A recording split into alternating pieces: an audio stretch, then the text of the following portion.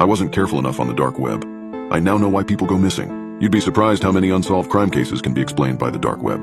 It's a breeding ground for psychopaths and evil humans to plan the most despicable and unimaginable crimes. That's why I became so interested in it. I'm not evil, but lots of my friends have accessed the dark web, kind of like a trend. I had to give it a go.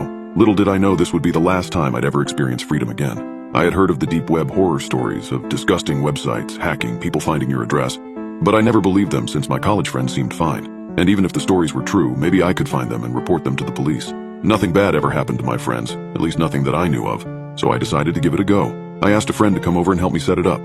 When my friend arrived, we opened up my laptop and began to set everything up. My friend gave me a brief rundown and made it very clear that when I was using the hidden wiki, that I kept it on censored mode, so that it would be less likely for me to see something I didn't want to see. I listened to him at first anyway.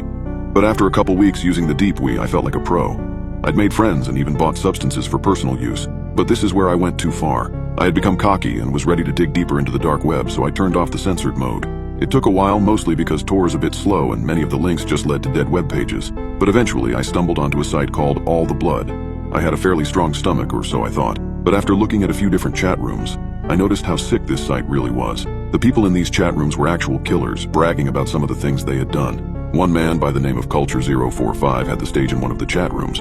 He was explaining in detail how he had broken into someone's house, kidnapped a little girl, and brutally murdered her parents by hiding under their bed and then opening their throats. I didn't believe it at first. This guy was probably just making it all up on the spot.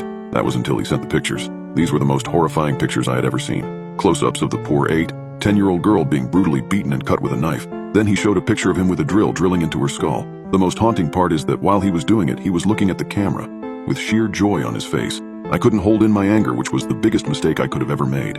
I had seen enough and typed in the chat room window, "You people are sick and deserve to die. How can you sleep at night?" Immediately people began making fun of me, saying that I was just as helpless and ignorant as the little girl in the pictures and that I should get off the big boy part of the internet. They began saying I was a wimp and calling me an empath. That was when Culture045 started typing. He said, "Really? Where do you live, buddy? I'm sure everybody would love to see you on this site." I replied, threatening them, saying, "I'm calling the police and having this site shut down." Before I could even type another sentence, a new chat box appeared in green. In it, someone named Admin 1inch typed in the box. He said, "Call the cops and you will regret it." I didn't type anything in the box and reached for my cell phone. What happened next still haunts me to this day. My phone said I had a new message. I opened it and it said, "Call the police and you're dead." There was no number. It didn't even say unknown number. It was just blank. I looked back at my laptop and saw my webcam light turn on. I quickly covered it, but I saw on the screen a picture of me looking at my phone. I got wide-eyed and froze for a moment when the admin typed again. "Put the phone down right now and uncover your webcam." I put my phone down but kept the webcam covered when he typed again. "Okay then, be like that." Right after, he posted my full name, age, and address in the chat box and typed, "It would be a shame if you and your college buddies went missing, wouldn't it?" I didn't listen to him. I shut down my laptop and called my friend David to come over straight away. I needed someone to stay over with me. He only lived a few houses down the block, so he ran over straight away and we called the police as soon as he got here. That was when I received another text. The message said, "Look out your window." My heart dropped. I knew exactly what was going to be there. We both crouched over to the window, slowly peeking our heads up, trying not to be seen. That's when we saw him. A man in the parking lot leaning up against a white van. He had a phone in his hand, and when I looked at him, he nodded. My phone went off again. "Turn on your laptop now." We shut the blind straight away, not knowing we were making a huge mistake. We didn't know what else to do in this state of panic. A man outside our house and a whole chat room of killers coming after us. Despite the police saying they were on their way, they didn't sound too convinced on the phone. I can't imagine a story about a killer from the dark web is too believable for them. Another text. "I am coming in if you don't turn it on." I knew I shouldn't do it. My webcam was on. If I did it, they would see both me and David. It would be over for both of us. David ran and grabbed a baseball bat just in case the man outside tried to come in. About 5 minutes later, we heard the doorknob turning. It was locked, but we then heard banging at the door. We both freaked out and I looked out the window again. Sure enough, the man and the van were gone. The banging on the door got more and more violent until eventually we heard a horrible scratching sound. It lasted a few more minutes and then we heard footsteps walk down the hall and eventually fade away. I received another text. "We will be back." That really got to me. When the cops arrived, they told me to look at my door. I followed them back out into the hallway and saw engraved in our door my name. The police began investigating the whole building and they had a tech police officer come in and look at my computer. He began to do scans and investigate the weird software on my laptop. Eventually he managed to close and remove it and told me that my laptop isn't safe. He said the core files of it have been hacked into, corrupted. We did a complete wipe of my laptop and he looked at my phone as well. Just like last time, he couldn't tell where the messages came from and told me that they would be sure to keep some cops nearby in case this ever happened again. I could barely sleep that night. I still went into school the next day with David with me all the time. Both of us were petrified. The police had told us they were looking into the situation and ensuring our safety around the clock. But what could they really do if someone just came up behind us out of nowhere? I somehow survived the whole day of school. David had to stay at school for slightly longer to finish a project, so I went home and collapsed on my bed, exhausted from lack of sleep.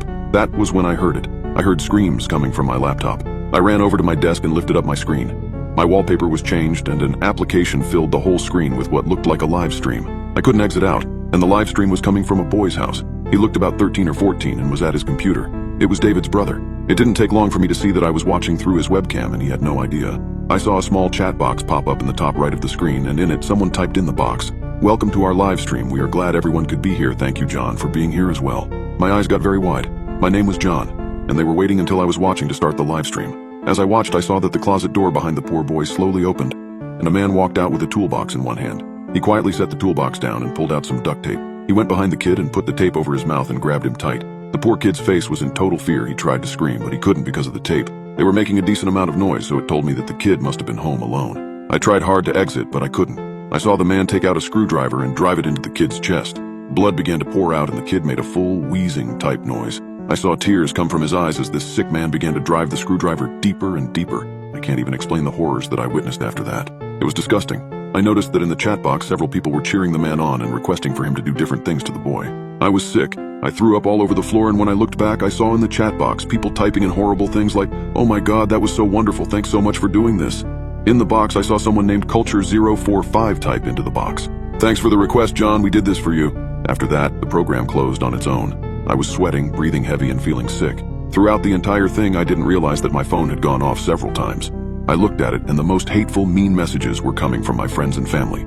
I asked my mom what was wrong, and she texted back, "You sent that sick, disturbing live stream to everyone. You did this to David's brother.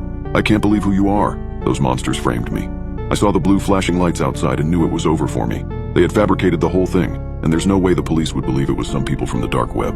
Take my advice, never go on the dark web.